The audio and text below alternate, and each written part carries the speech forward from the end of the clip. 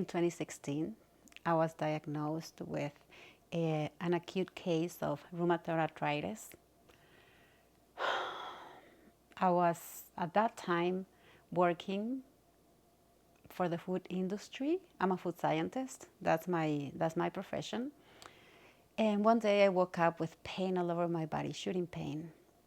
So in a matter of a month, I lost 50 pounds and I was in a wheelchair and I was slowly dying. Of course, went to the doctor, but like those cases that they can't find exactly what it is, they wanted to give me chemotherapy, those invasive treatments, but I knew they were just guessing, so I refused. So within the following months, slowly I started to, my awareness started to dim down,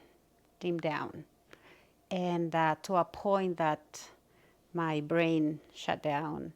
My emotions, I felt nothing other than the pain in my body. It was extremely, extremely painful. And finally, I closed my eyes. And during this time, I had the opportunity to say goodbye because I was ready to go. So I went in within that space when I closed my eyes where nothing exists. It's empty, but at the same time, it's everything. It was dark, and the only thing I could feel was the pain, the shooting pain in my heartbeat. Pum, pum, pum. So I was there for probably 2-3 days. Somehow I came back, and this is a short version of a story of 2 years. And I started to look for ways how I could heal myself. And so on that comeback, I started to read, to do research. And of course, I applied everything I could put my hands on, from detox, from fasting, from food elimination, and all these things that everybody talks about. And everything worked little by little. So it took me another year to come back to be able to walk, because I couldn't walk. I had to be taken to the bathroom or, to be fed because I couldn't lift my arms. I had no strength. I was just skin and bones because the autoimmune problem was so acute that it ate all my flesh, my joints, and literally I was skin and bones. You can poke between my joints and you could feel, there was no cushion there, nothing. So yes, little by little I started to come back, and in 2018 another event happened that had to move from California. I came actually to Sedona for 1 week to spend a few days. And there are many cases like that here in Sedona. I never left. So the first 3 months, I was just meditating in the rocks, doing breathing, stretching, trying to walk. Still at that time when I came in 2018, I was walking like a penguin like that because my feet were crooked in my joints and my fingers. During one of those times, something came that I had to create a product and sell it. And during the time I was ill, I did a lot of fermentation, detox and flushes with fermenting different vegetables and so on, because I couldn't eat anything. So I had to learn how to cook without nothing else but the pure fruit and vegetables and greens and yeah. So I learned a lot during that time, plus the experience I had of 20 years working in the food industry in different departments, doing research and development and creating products, doing product development. So all that experience plus the experience that I gained throughout my illness, then I put it together. So yes, I made the product against my will because I didn't want to, but the images, they just shooting. This is the name. This is why you have to do it. This is how it's going to happen. And it was a smoothie, fermented smoothie that I had to sell at the farmer's market. So imagine having a position in the food industry, being an executive, and suddenly selling a smoothie at the farmer's market. It just doesn't connect. It doesn't connect. So it was, at that time, it was embarrassing, but the force that was guiding that, what I was receiving to do it, it was so solid. Like, it was not joke, it was not my imagination, because I would wake up in the morning and the images will be there, and the voice will be there, and the instruction will be there. So yes, I ended up doing that. And that became, after a few months, my vegan restaurant now, which is called Conscious Meals. So the concept is to provide food that is not processed, freshly made from scratch, nothing that has preservatives or additives, and to provide to people with same situation. Because during my illness, I did a lot of research on and read the numbers on the CDC, and learned that there's millions of people having the same problem as I was. And so I thought, all right, well, if I'm supposed to do that, okay, I'm going to do it. But what did I learn during all of this? First, to be in my body, to honor my body, to respect it, to take care of it. There's nothing more important or other greater responsibility as human beings than to take care of this body. Because you hear it everywhere, it is the temple. And yes, it is. It is the temple. And that's what we tend to neglect, because we feel so powerful, we're healthy, and we run the busy life, and we neglect this, what carries the greatness within us. I learned to be humble in that booth at the farmer's market. I learned to be humble, have humility, as much as when I was in a wheelchair. For the first time, I noticed people when I was in that wheelchair. I noticed that people had needs, that so much. I remember the first time I was taken into a store and they were pushing my chair. And I looked around and I said, oh my gosh, there's people here. There's people. I lived all my life among people, but I never noticed them. So that was the beginning of being humble and have compassion and kindness for everybody around me. It's been life transforming, and I don't live my life anymore to have, to be, or to obtain, but it's how I can serve. Those were desires of the past, wanting to be, do. Now they're not important anymore. That's not where my inspiration comes from. But it's just to be here in my body and serve. That's what brings joy. That's what makes my heart sing. I was in the Amazon jungle this past summer. I spent 2.5 months there. Well, almost 2.5 months. And I interacted with the people in the jungle, deep in the jungle. I don't go to the commercial places. And then I also interacted with the people up in the Andes, Quechua people. And with them, I learned something, not learned, but it's embodying that aspect that we don't need much. Gosh, they live so happy in harmony with earth, with the elements, in a very humble way.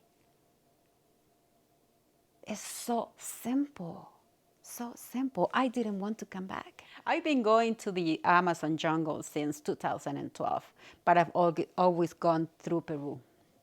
This is the first time that I do it through Ecuador, and I tell you, it's a whole different world. It's still very virgin, very pristine.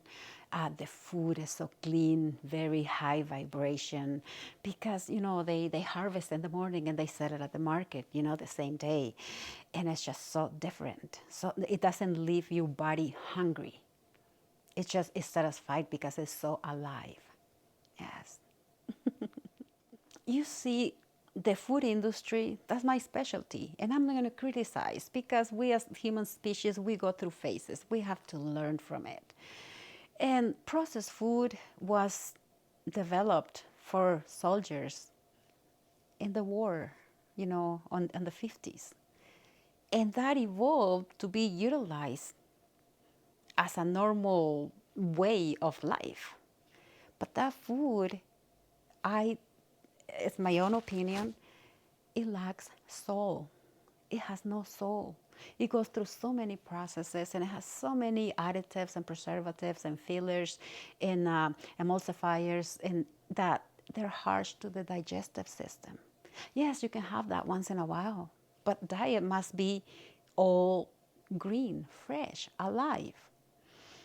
And we're learning from that because the average American, the health of the average American, it's in decline. There's so much illness here.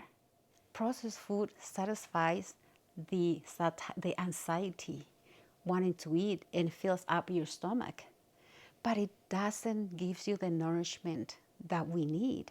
And if it gives you some nutrients, it doesn't have the part that feeds the soul. Food that is made fresh from vibrant ingredients, it feeds the body and it feeds the soul.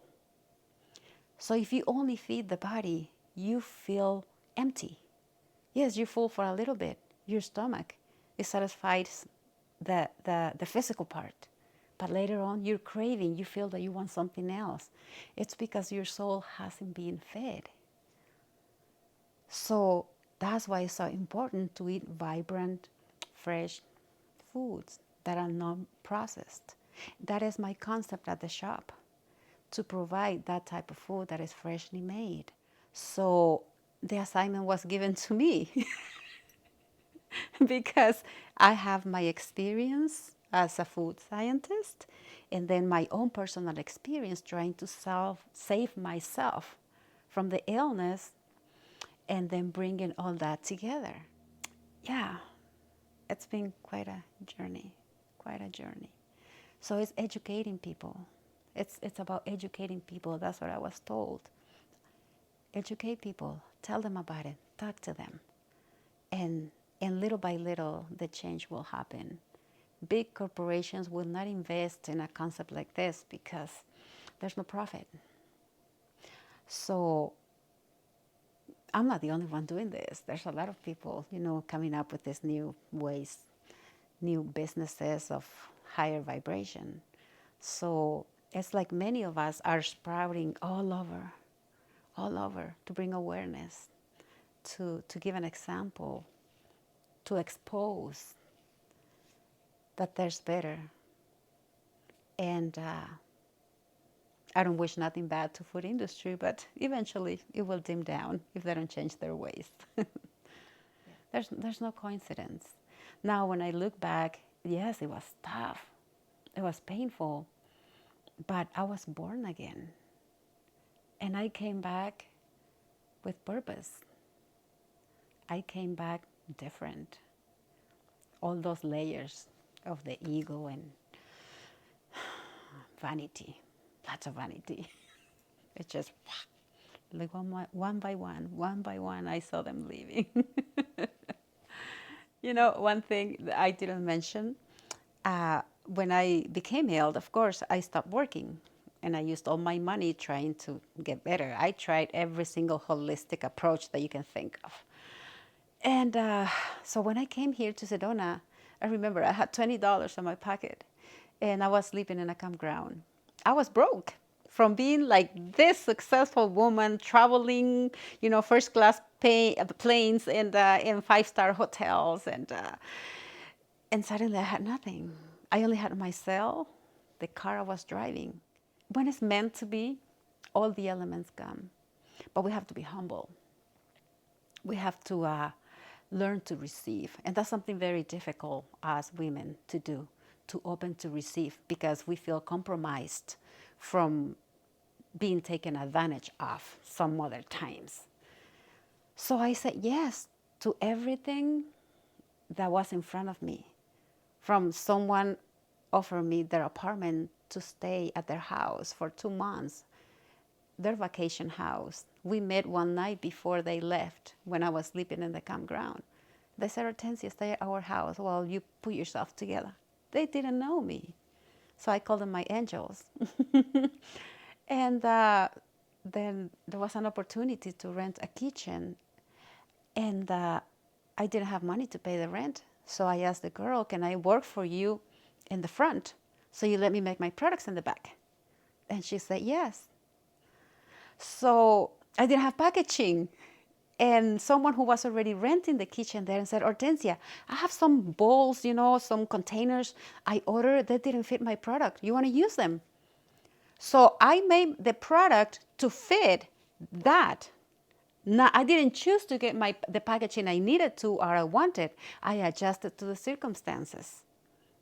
So that's how the business was born. And soon enough, 6 months later, I had my own place, little by little.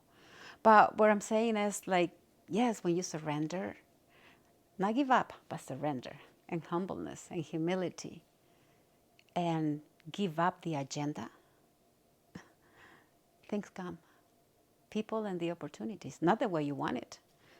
I wouldn't want at that time that someone has, hey, Hortensia, here, $10,000, use them so you can start your business. No, I had to go through the test because there was too much pride and arrogance at some point.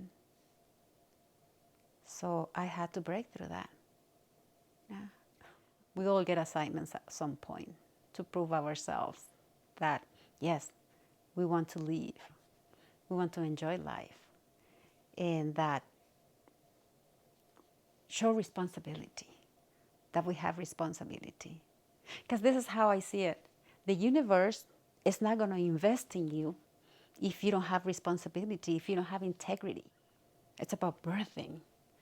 And we're in the process right now of the earth being birthed. So these are little parts of it being born here, there, all over the planet. New ideas, new concepts, new ways of being and living. Yeah. It's about being in love with life. It sounds it contradicts, but I remember while being in the most painful part of the journey of the illness, I felt that I wanted to die because there was too much pain to bear. But now that I look back, as the more I died, the more I wanted to live. You will be tested over and over again until you get it. Yes, until you love life, because we came here to embrace life, to be part of the earth, to fall in love with life. I have so many clients who come into the restaurant and they say, Hortensia, what do I do? Tell me what to do. What do I eat? I can't eat anything, because it hurts. It's like, well, you're not going to solve it with food right now. You have to go within and face what is eating you out, because it's there. It's in the bones. It's in the joints. It's in the tissues. It's all over. It's just the result of the energy, dense energy that we're not allowing to move freely through our bodies because we're not digesting it. Yeah. And when we don't digest that energy that makes us feel bad, then it gets stuck in there and it makes us ill. So it's like, do your inner work. Because the goal of this